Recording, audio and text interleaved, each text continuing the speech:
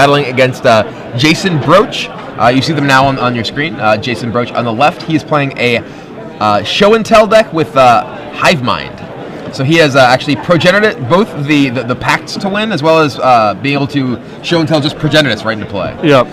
And this will be an interesting matchup because really the only thing, in my opinion, that keeps these combo decks in check, because they're very fast and very consistent, is these sort of blue aggro control tempo decks. Right. The combination of a clock plus pierces and force of wills and dazes and snares, all that stuff, just to compress the game and keep the combo deck just off of its action enough to win the game. Right. In time. Yeah. I mean, against a lot of types of even control decks or other aggro decks, the combo decks, because they're also able to play force of will, pact of negation, they're able to protect themselves from whatever sort of minor disruption their opponent might be capable of. But playing against a deck that has force of will, daze, wasteland, things like that present them with a bunch of disruption that they have to fight through, along with pressure, can be a real problem. Yep, and I actually watched Broach win on. I birded a match he was playing against High Tide. He won on the third turn over the top of 2 Force of Wills. Wow. So these decks are certainly capable of pushing through the disruption. Yeah, but absolutely. Prosak has a lot to offer, so we'll see. So Broach on the play, he cracks a Flooded Strand to ponder. He's looking at a Hive Mind, a Underground Sea, and a Pact of Negation, it appears. So it looks like he has... What does he already have in his hand? Cannot really get a good glimpse of his hand. He already had Hive Mind in hand, it looks like. Also worth noting that, it looks like he's a little jammed up on mana. He has Intuition, multiple Force of Wills, and a Show and Tell, but no third mana source to... Right, so, he's going to keep it, though. It is also worth noting that Jason Broach has absolutely impeccable handwriting. This is the best handwriting I've ever seen in my entire life. It is pretty impressive. Prosak is kind of fancy, too. Yeah, he's a little fancy. Yeah. Some flourishes. Yeah, he's got his eyes are little circles, like the dots. They're not like hearts or anything, but they're pretty, pretty fancy. It sort of looks like a middle school girl's diary. It kind of does. I actually once almost got a penalty for how bad my handwriting was. So there's an Underground Sea, and again, Broach, I don't believe has a third mana coming. And there's a Wasteland from Prosak, so... Which allows us to play Tarmogoyf, which will... I'm a little confused by Broach's choice to keep this when he was Mana Light, pondered and kept, and now he doesn't have another land, and he's just going to get Wastelanded. Yeah, one presumes missing his third land drop there. Prozak's going to just fire off that Wasteland even if the turn's a little less efficient. Yeah, absolutely. He, generally speaking, when you keep your opponent, he doesn't know necessarily what his opponent's playing. But it certainly looks like some sort of combo deck where he's pondered and just done nothing. Oh, you have an Underground Sea and an island, and you've just done absolutely nothing. You're probably trying to do something unfair. Yeah, I have a feeling. And the Wasteland pins that. Takes out that. He's drawn a Ponder, so interesting to see if this draws any sort of daze or whatever. All right, there's a land, but it's, again... just one fetch land. You assume that he's going to keep the Flooded Strand and then shuffle... Right, yeah. You can get rid of the rest, so... Yeah. Prozak's hand looks like it has multiple Force of Wills, and he has a good clock going at this point, too. Yeah, that Goyf is... 3? No, instant sword land. It's 3/4. So he's cracking for 3 per turn. Yeah. So there's another basic island trying to give himself some insurance against future Wasteland. We just need 3 more people to fill up another. I think Broach and Prosak actually sat next to each other during one of the rounds I birded, so I believe Prosak should know exactly what's going on. Wrapping up, and we'll be closed by the end of this round. Is that a Wasteland, one of the weird ones? Yeah, that's a Judge promo Wasteland. Ooh, you fancy, huh? Ooh, you fancy. And a reason there to just break the fetch line right away instead of waiting is in case Prosak has Stifle in his deck.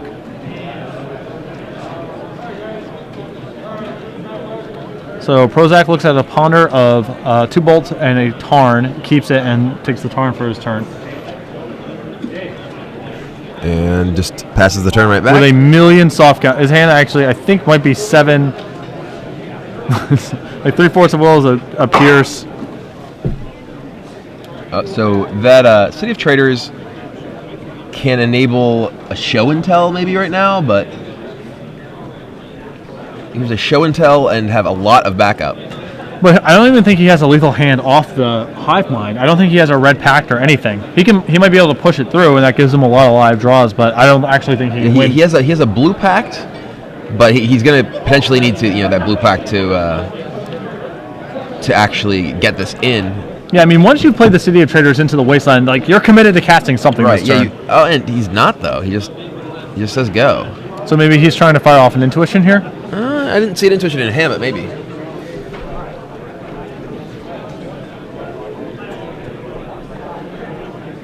And all right. Oh, there it is. Okay, he is going to intuition. Imagine this will meet a Pierce. Yep, spell Pierce for that. Does not bode well for Jason. It's like, does he start fighting through this? He's got so many redundant pieces in his hand, I think he actually has to fight over this intuition. Yeah, I mean, he's going to force back with a Hive Mind. Okay. Well, if Adam did not know before, the jig is now up. I think this is going to be another Pierce. And this is be able to fight Force of Wills with Spell Pierce is it's pretty sweet. You are generating so much advantage. Yeah. 2 cards for 1 card and 1 mana.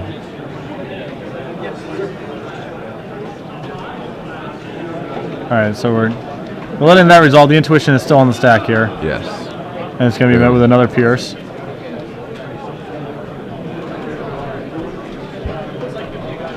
And that's going to resolve, and now the Wasteland happens, and this is the there's a Pact of the Titan, which can generate a lethal hand, but I just don't think he has a 3rd mana. I don't even know if he can punch through all of Prosak's counterspells, even if he did. He just drew another Pierce, so. Oh God. Two-headed giant competitors, your pairings for the second round. And this is Rug Delver at its most efficient. This is sort of what the deck is trying to do. Yeah, I'm just going to clock you and stop you. There's an Ancient Tomb.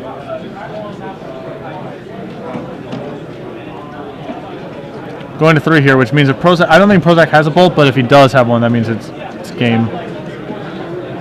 No, he does actually have one. All right, he's responding with a lethal bolt. That's going to draw out a Pact of Negation. And that's going to get Force of Will. Discards a Ponder. And okay, there it is. A pretty straightforward. Yeah, I play a guy, stop you from doing stuff. I'm still pretty confused by Jason's Ponder at the beginning of that game. Yeah. He was clearly mana light, and I didn't even really catch what he kept with Ponder. That could really justify just not being able to hit land drops. Right. He kept like a land and 2 3-cost spells, which. Did he only have 1 land to begin with? Right. He kept like Island or Underground Sea Ponder, I think, something like that, and found an island, but.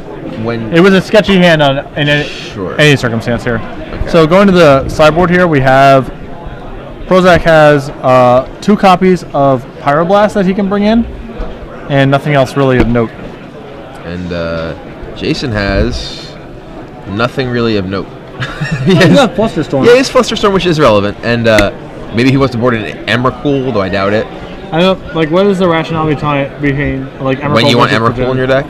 Versus when you want Progenitus? I don't really know.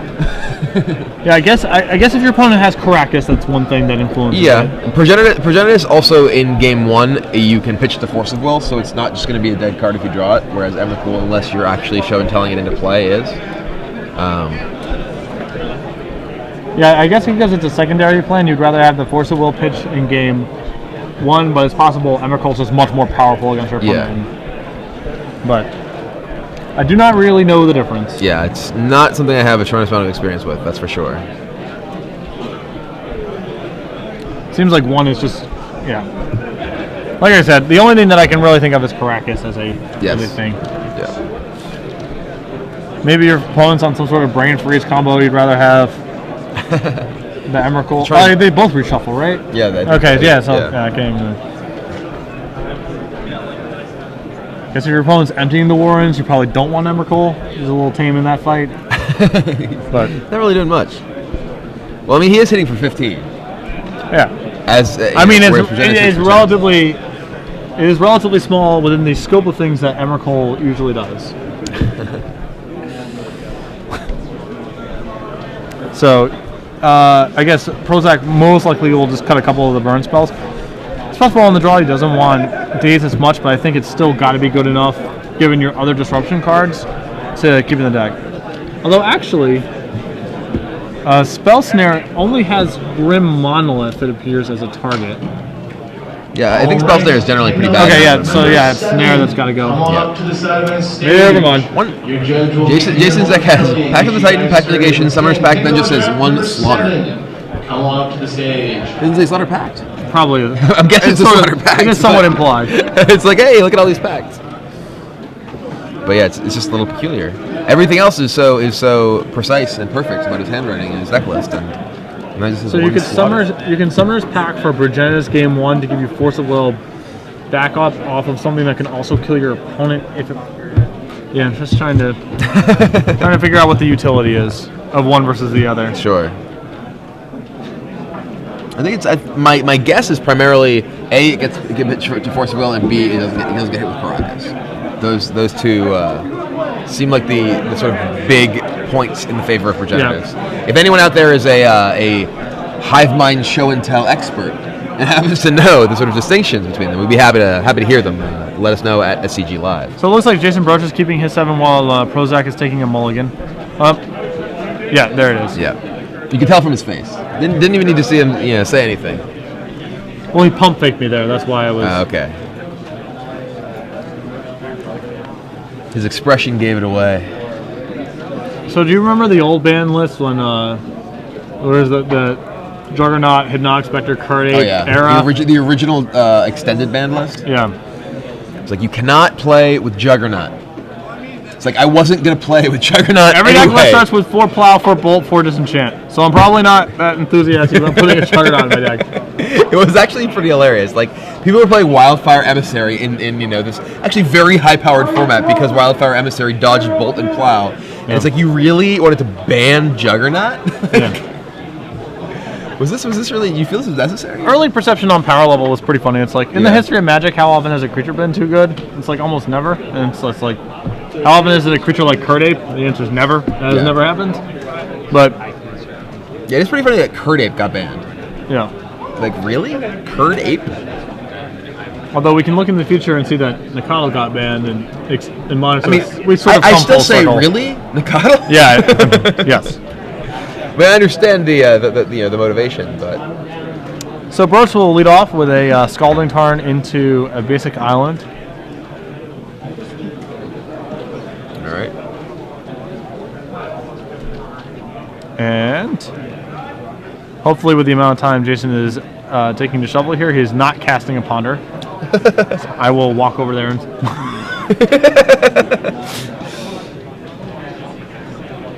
I believe your deck is sufficiently random. Yeah, you're good, man. I believe you.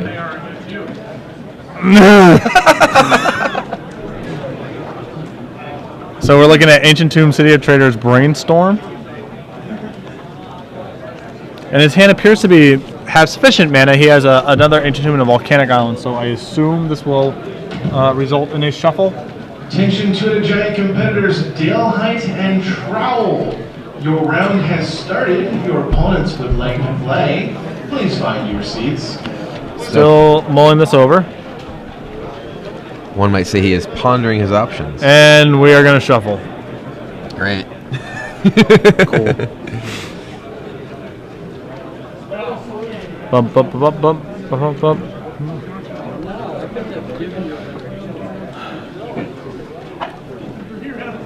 So yeah. How about that Ponder? This is my least favorite. This is my least favorite turn 1 in Magic, by the way. Yeah. Fetch land, ponder, shuffle.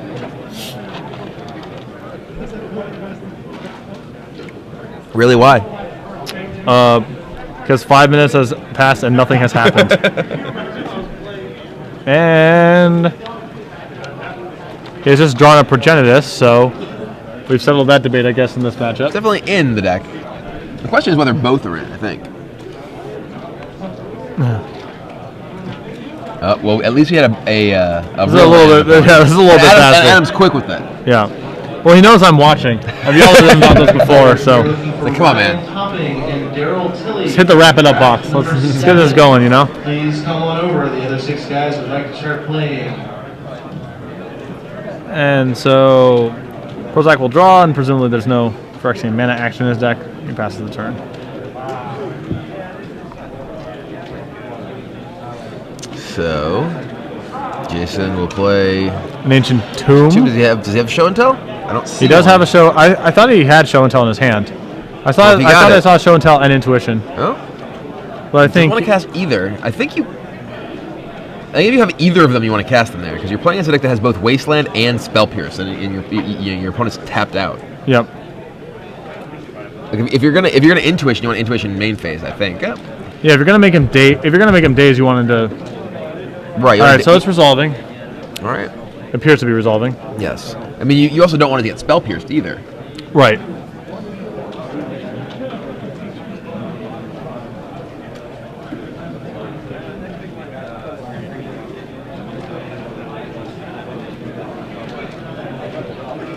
So we are looking for... Pick a card, any card. And then 2 more of them. It's going to get Show and Tell? No? Nope, passes through the Show and Tell, so we're not on that plan. What does he want? I don't see any Emrakul's in his deck. Maybe he wants Grim Monolith? Maybe. I mean, what's his plan? Like, what's he trying to play around here? Like, if he did have a Show and Tell and Progenitus in his hand, I don't understand his, not just casting it that turn. He probably didn't want to get dazed, but okay, he's getting Flusterstorm. Okay. Going for protection. So he has 1 main deck and then 2 more on the board, so after a board becomes an Intuition target. You can have this one.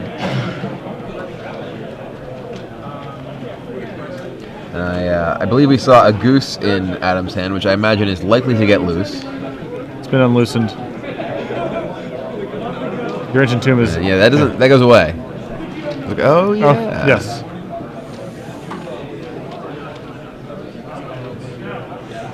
He's drawn an Ancient Tomb, so we can just... Now you had to be pretty confident that Daze is not in his hand, right? Like, Gerald Tilley. It looks like Jason has a Forcible. I don't... Oh, I mean, I guess he's got to have Show and Tell, but...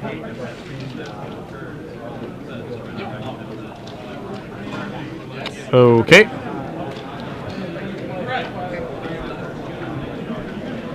It resolves. All right, one's bigger than the other. I mean, I'm somewhat confused by this line of play because I mean, he didn't want to do it last turn, but he wants to do it this turn. I guess it's possible his hand's just forced at this point. Like, yeah, maybe. But yeah, I would have just gone for it last turn. Right.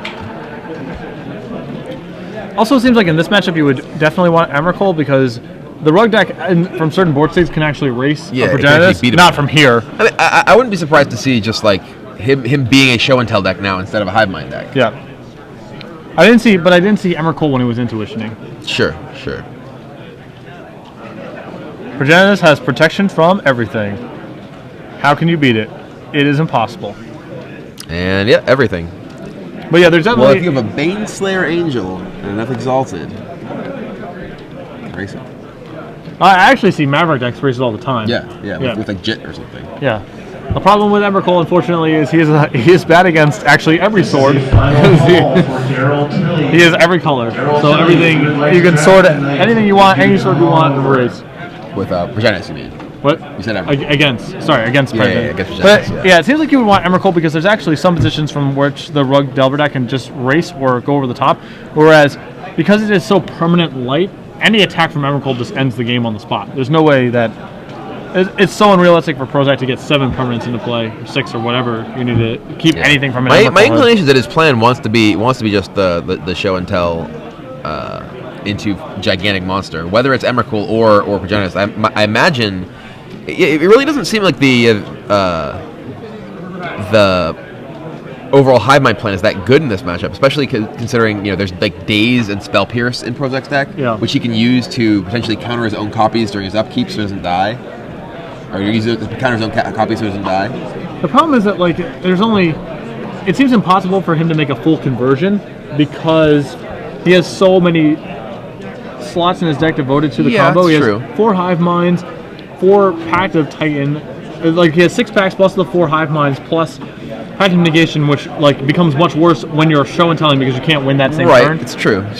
So I don't think he can make a full conversion. Yeah, he might shave out or whatever. Yeah, I mean, I could see maybe take out Summoner's Pact, maybe take out Slaughter Pact, or a couple packs here and there. Bring in Emrakul and Flusterstorm. Yeah. So, I mean, maybe he de-emphasizes the combo somehow, but it is impossible to make a full swap without bringing in such dubious cards as Leyline of the Void and Leyline of Sanctity. Those don't really do anything. Right. So we prefer cards that do something. Yep. And I know that Hive Mind was sort of the toast of the Legacy Town for a little while. I remember Ben Schwartz winning the Seattle Legacy Open a little bit while ago with that deck. A lot of Hive Mind success was during the reign of Mental Misstep, because it was a combo deck that was not vulnerable to Mental Misstep and could play Mental Misstep. So a lot of the aggressive decks and a lot of the decks that could play cards like Spell Pierce to beat you could Mental Misstep. Yeah. And a lot of people were playing Mental Misstep, which was bad against you. So you had a lot of that going on for you as well. And the deck can still win on turn 2 with its best draws, and turn 3 somewhat realistically. So. You still get a lot of the high power level of the combo deck with some durability against were the common disruption tools at the time. Yes. Being able to both be resistant to and play sort of the best disruption is pretty powerful. So Adam Prosak this game opens with a Delver on the play off of a tropical island. Jason Broach has Scalding Tarn, which he sacks, and is going to shuffle. Finds a basic island. Very important for him to get his basics as much as he can to protect himself from Wasteland.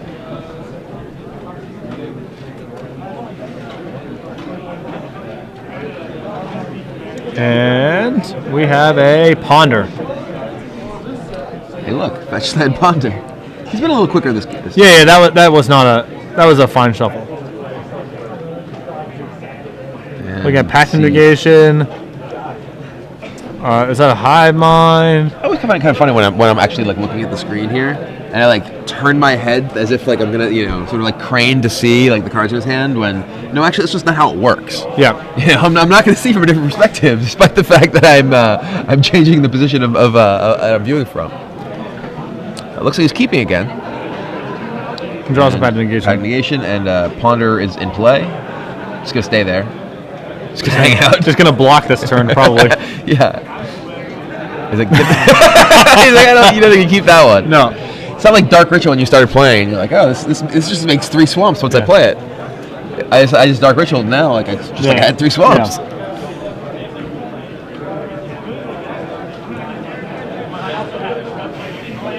Prosak with a cracks a Tarn, gets a Volcanic. Prosak able to just get whatever sort of duels he wants. No need. Though he doesn't even have basics, but certainly doesn't have to worry about Wasteland from the Hive Mind deck.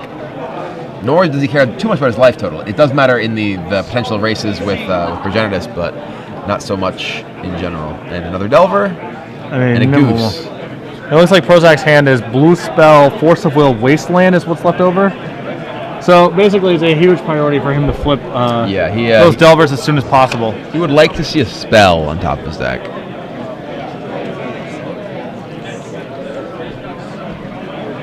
All right, so we're going to crack the Tarn. So Jason, able to use his Ponder to basically just get one of those 3 cards. It's one of the particularly powerful things about Ponder in formats that do have fetch lands. You're able to use it for a bit more selection than you can when you're sort of stuck with the 3 that you leave on top. Yeah. Similar action with Evolving Wilds, except way more efficient. Right. Yeah. So players are pretty chatty. Yeah, but Prozak's Force of Will can probably hold off Broach if these Delvers flip and he has them on a 2 or 3 turn clock, it is unlikely to be able to hold them off for very much longer than that though. So right, yeah, this is a big flip.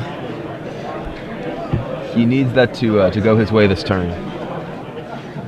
His clock, right. a clock of 7 is very different. And There's a bolt. All right. 2 spots left. So, Last legacy winner box. there we needs it. Lightning Bolt, not the best draw, but it essentially his clock. 7/7. It matters. It keeps Broach off of being able to fetch or use an Ancient Tomb if he's able to. He gets in one more attack. So 7. It's gonna knock him down to 10 life. Which it is actually lethal with one more attack. Yeah. So yeah. Unfortunately, I think that Prosak cannot. If he actually has the Hive Mind combo this turn, I don't think Prosak has enough to hold him off. Oh, there's a fetch land.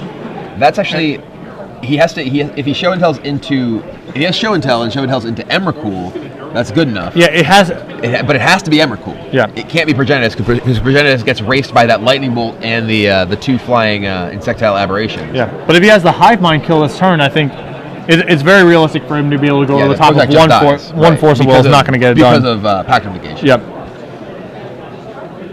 So, Broach. An important turn. Yeah, this has got to be. I see a Progenitus. That's not going to do it. I also see a Pact of the Titan, so. Prosak just with the 1 Force of Will and blue card.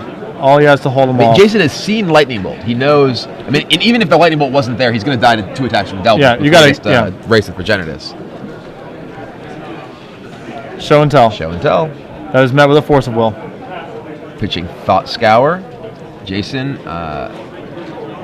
likely to Force of Will back. I think Jason's got him. I don't see. He has a Hive Mind, a red tag. Yeah. Yeah, I think this is over. I think Force of Will pitching Progenitus. That does not bode well for Adam. It's like, oh well, you got something better to put. You got something better than Progenitus put into play. So.